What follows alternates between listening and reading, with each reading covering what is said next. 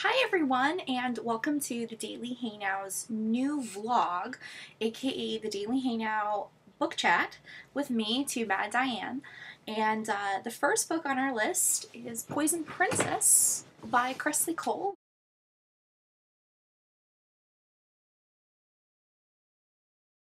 which was also the first book on my YA reading list for November.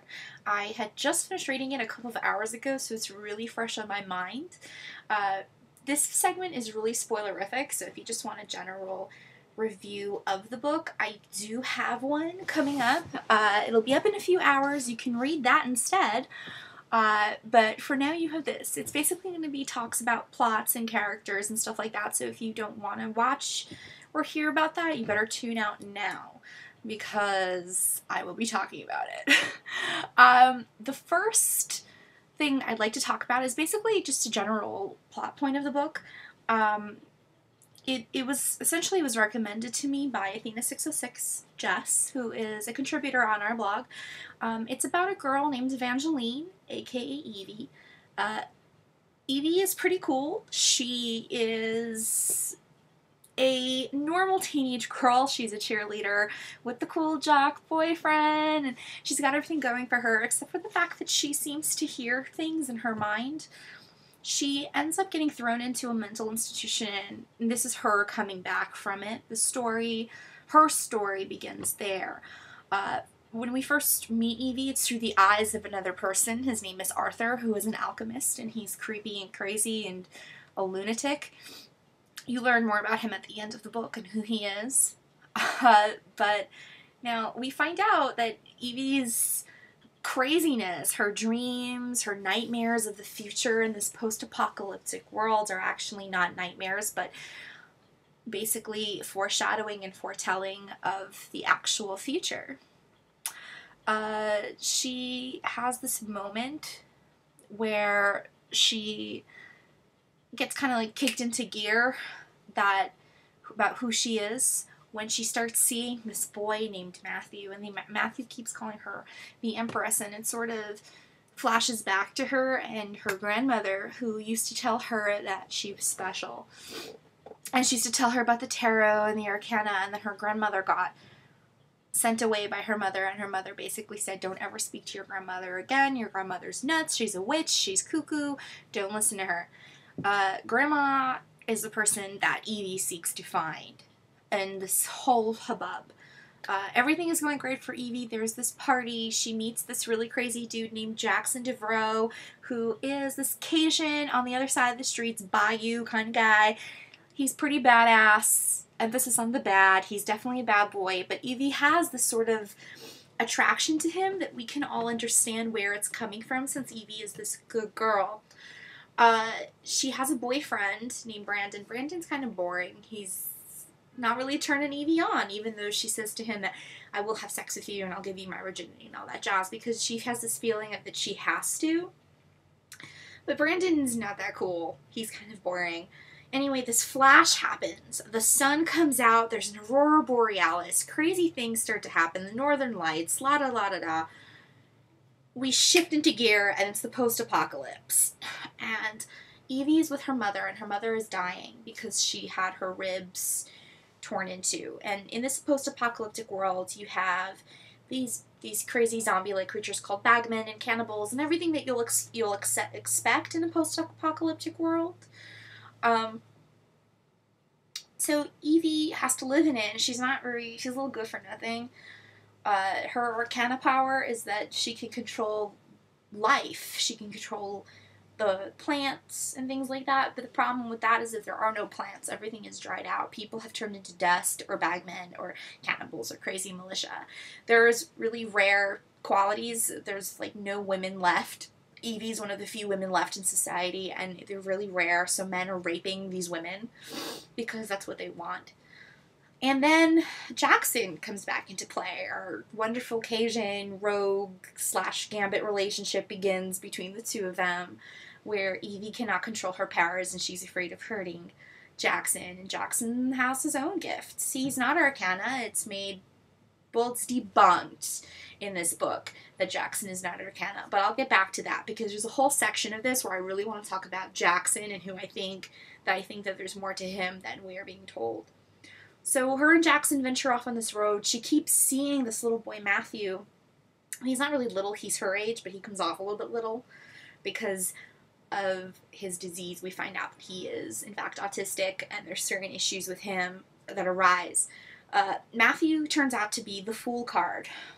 So Jackson and Evie and this girl, Selena, who is the Moon card, go to seek him out. Selena is a bitch. You do not trust Selena from the moment you meet her. Evie points out very clearly that there's no pictures of her in this giant house. She's after Jackson. She wants him. You can tell that there's something up with her. And I don't know what it is, but my theory is that she's working with death. You guys can weigh in on that too. But I think when Evie kind of notes it when she meets her, that she says, oh, I didn't expect him here. She didn't know that she was riding with a companion, because I don't think Death knew that she was riding with a companion. I also don't know if I trust Matthew, who is the Fool card. He is a very interesting fella, but there's certain things that he says that I'm not sure I trust when he talks. He says, when you first meet him, he says that Jackson hurts when he protects Evie, but then he says that Evie hurts when Jackson protects her, which I get, but I also think it's a deliberate ploy on us to understand that the Fool may or may not be trying to trick us. Even though he's this really, cool guy, he's autistic, you kind of want to like him, but I don't trust him. Death sees through his eyes, and for that I fear that Death can control him. Now, here's the part where I really wanted to dive into a couple questions that I had about this book, was that I'm not sure what I think about Jackson. There are certain parts of Jackson that I'm not sure I understand fully. I notated some parts, which is why I'm looking at my phone right here, that I kind of wanted to read out loud to you guys, that I'm not sure that I think it was done on purpose. These little hints that were dropped where he says, there was a part towards the end, if my phone would not be frozen right now, I would talk about, basically insinuates that there are certain families that have certain types of abilities that kind of coincide with the Arcana, and one of them's something that Matthew says, which is, beware of the old bloodlines, the other families that chronicle, they know all. I think Jackson is part of one of those bloodlines, because very early on in the book, he kind of mentions that his grandmother was a seer or a foreteller, that she was part of that kind of group of people. So I think Jackson is part of the old bloodline, and Matt keeps trying to push her away from Jackson. And that's one of the things that kind of gets me thinking about him, that he may or not be good. I think he's trying to push her away from Jackson because he understands that he flushes out the voices from her, because I think he's part of the old bloodlines, and he can see those things.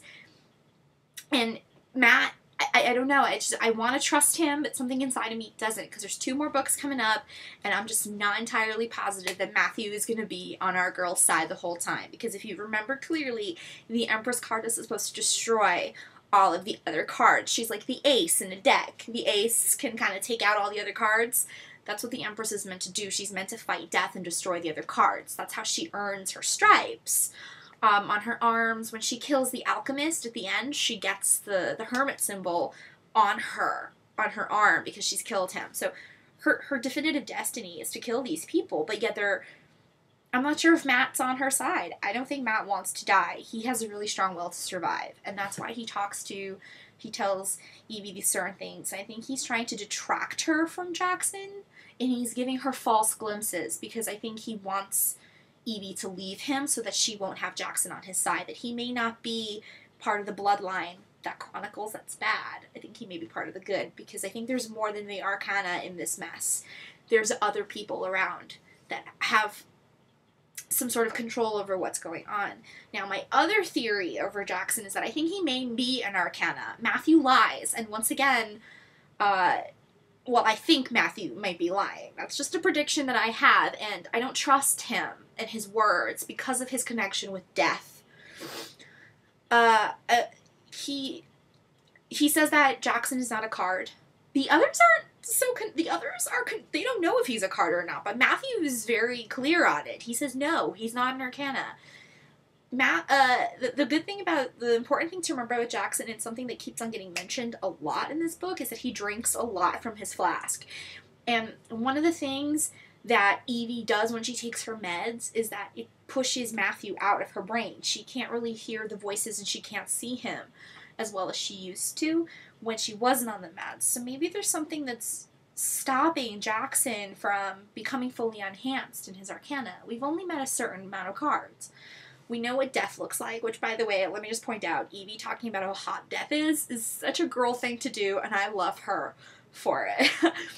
We know what death is. We know who death is. We know who the fool is.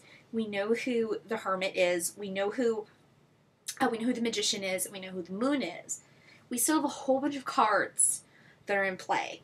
So my theory, and this is how we're going to end this, is that Jackson may be either A, part of the Chronicles of the Bloodline Chronicle people, or he may be an arcana who is just kind of lost, who's sort of hiding it. Because he does mention he has these nightmares in the beginning of the book that he doesn't really talk about, he doesn't share with Evie.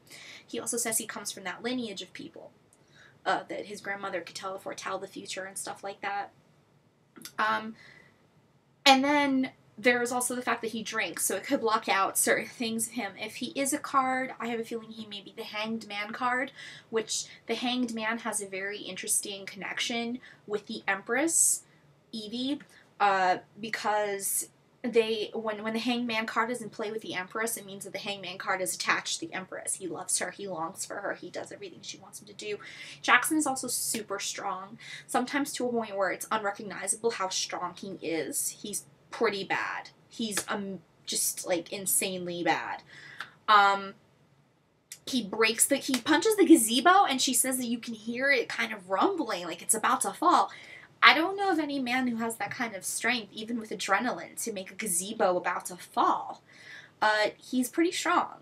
He fights like he's crazy. He has this compulsion in his eyes, and I think it might be the arcana controlling him when he fights. That, or with Evie and Jackson together, they create the Lover's card, which would mean which is why Matthew kind of warns against it. Don't stay with him. He hinders you, whatever, because maybe they become the Lover's card. So until we meet those cards, I'm not entirely convinced that Jackson is not part of the arcana. I think that's a secret that the author is going to be holding really close to her heart about Jackson when he truly is, because I don't buy the fact that he's simply human.